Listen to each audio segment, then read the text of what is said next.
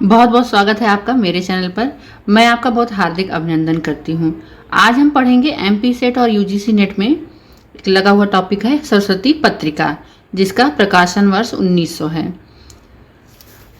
इस क्लास में हम इसके सभी प्रकाशक, संस्थापकों के नाम और इसका कब कब प्रकाशन हुआ, 2020 में इसका प्रकाशन कब हुआ है और इसके संपादक कौन है और कहाँ से, क्या किस प्रेस से ये प्रकाशित हो रही है, सभी के महत्वपूर्ण तथ्यों को जानेंगे।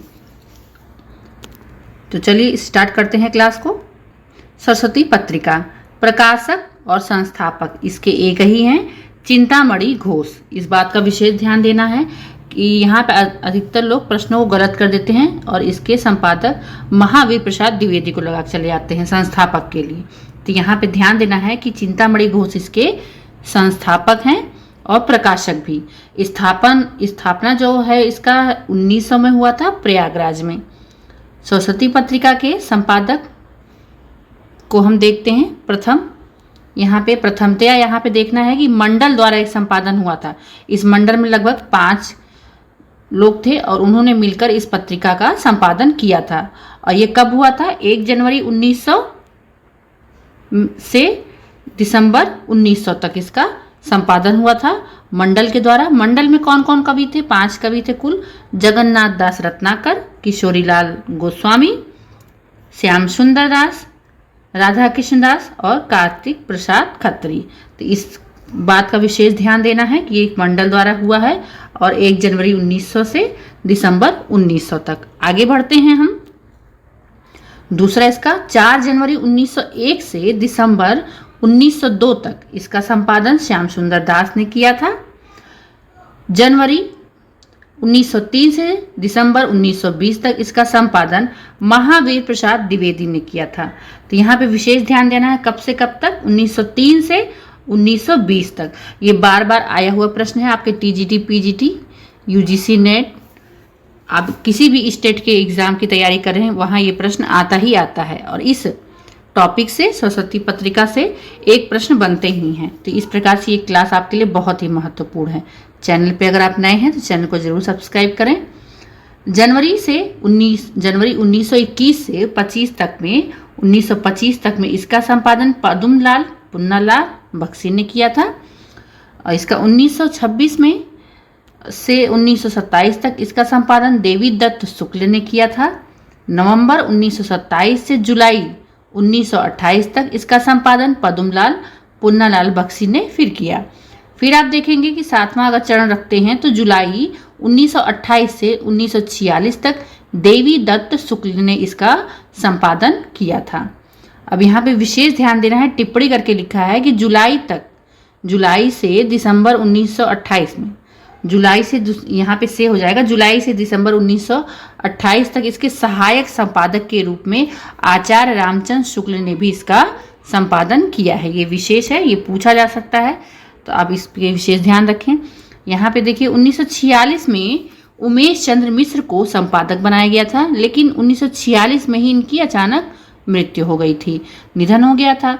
तो 1946 से 1955 तक पद्मलाल पुन्नालाल बख्शी ने फिर से इसका संपादन किया।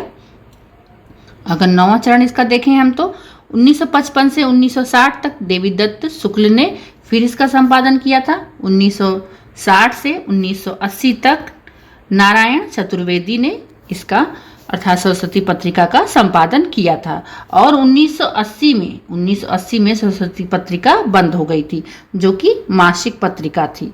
ठीक है, इस प्रकार से आप इसका ध्यान देंगे। अब आगे देखते हैं इसका क्या चरण है। 10वां चरण, अक्टूबर 2020 से इसे पुनः प्रारंभ कर दिया गया है। ठीक है, तो यह त्रैमासिक पत्रिका इस समय है, हर तीसरे महीने यह प्रकाशित होती है। और किसने किया है? रविनंदन सिंह ने किया है। मोस्ट इंपॉर्टेंट है ये आपके लिए, किसी भी स्टेट की आप तैयारी कर रहे हो, एमपी, पीसीएस, यूपी के हायर एग्जाम की तैयारी कर रहे हो तो उसके लिए बहुत ही महत्वपूर्ण है ये। सहायक संपादक के रूप में अनुपम परिहार ने, आप यहाँ इसको हाँ कर लीजिएगा, अनुपम परिहार। अब यह त्रैमासिक पत्रिका है। प्रकाशन स्थल इसका प्रयागराज इंडियन प्रेस है। इस प्रकार से महत्वपूर्ण जानकारी थी। आइए हम देखते हैं कि सरस्वती पत्रिका को किसने क्या कहा है, अर्थात महत्वपूर्ण कथन, मोस्ट इंपॉर्टेंट है। मेरे बाल्यकाल की अतिरिक्त ज्ञान की एकमात्र साधिका किसने कहा है? गुलाब राय ने कहा है।